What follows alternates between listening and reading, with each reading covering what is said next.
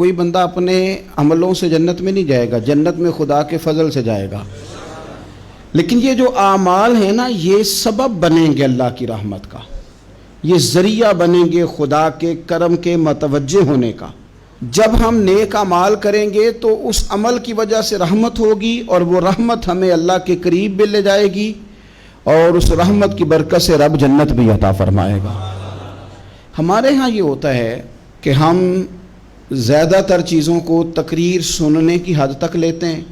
اچھی نصیحت کا لطف ضرور حاصل کرتے ہیں، اچھے جملے کو اپنے دل میں اس کی فرحت ضرور محسوس کرتے ہیں، لیکن عمل کی طرف نہیں بڑھتے۔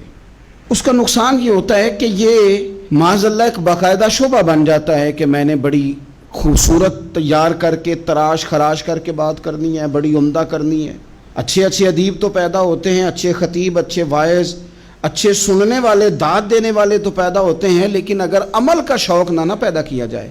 تو پھر باتیں نشستن گفتن برخاستن تک رہ جاتی ہیں، اس کا لطف نہیں آتا۔ پھر تو تقریریں ہو رہی ہیں، ہوتی ہیں اور ہوتی رہیں گی، نتیجہ کیا نکلا؟ جو آدمی کہتا ہے میں اتنے سالوں سے تقریر سن رہا ہوں،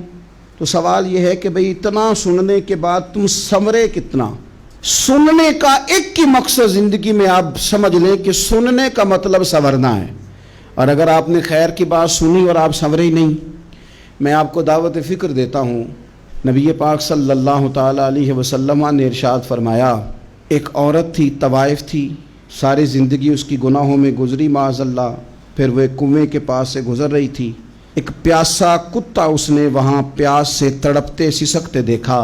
اور پھر اس نے اپنے جوتے کو لٹکا کر اپنے دوپٹے کی مدد سے یا جیسے اس سے ممکن ہو سکا اس نے پانی نکالا، کتے کو پلایا، اللہ نے اس کی بخشش فرما دی۔ آپ ماشاءاللہ ہزاروں میں لوگ ہیں، آپ نے بڑی جلدی مجھے یہ بتانا ہے، یہ حدیث آپ نے پہلے بھی سنی ہوئی ہے نا؟ میرا خیال ہے کوئی بندہ نہیں رہا جس نے نہ سنی ہو، سنی ہوئی ہے نا ہم نے الحمدللہ۔ اتنے سارے بندے جو یہاں موجود ہیں انہوں نے سنی ہوئی ہے، تو ظاہر ہے امت مسلمہ میں جتنے لوگ ہیں ڈھیر ساروں نے یہ بات سنی ہوگی۔ لیکن میرا سوال یہ ہے، میں سڑکوں پہ روڈوں پہ سفر کرتا ہوں، ہم نے یہ حدیث درجنوں بار سنی کہ طوائف نے کتے کو پانی پلایا تو اس کی بخشش ہو گئی، لیکن حال یہ ہے کہ سڑک پر کسی گاڑی سے ٹکرا کر اگر کوئی کتا مر جاتا ہے، اب مر ہی گیا ہے، گاڑی والا، موٹر سائیکل والا، پجارو والا، بس والا کوئی اتنی جرت نہیں کرتا کہ لکڑی کے ساتھ، رسی کے ساتھ ہی پکڑ کے اسے سائیڈ پہ کر دے۔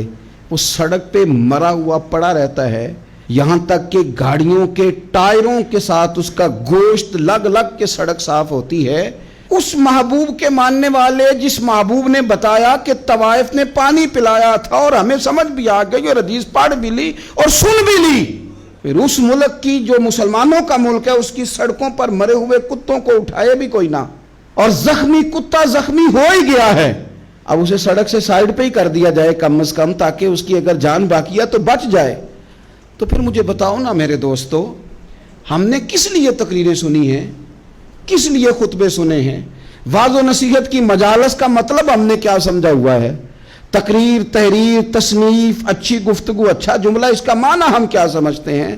تو آج رمضان آنے سے پہلے پہلے یہ ارادہ کرو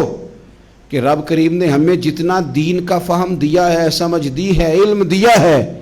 ہم ارادہ کرتے ہیں اب ہم صرف سنیں گے نہیں، پڑھیں گے نہیں، صرف بیان ہی نہیں کریں گے، ہم عمل بھی کریں گے۔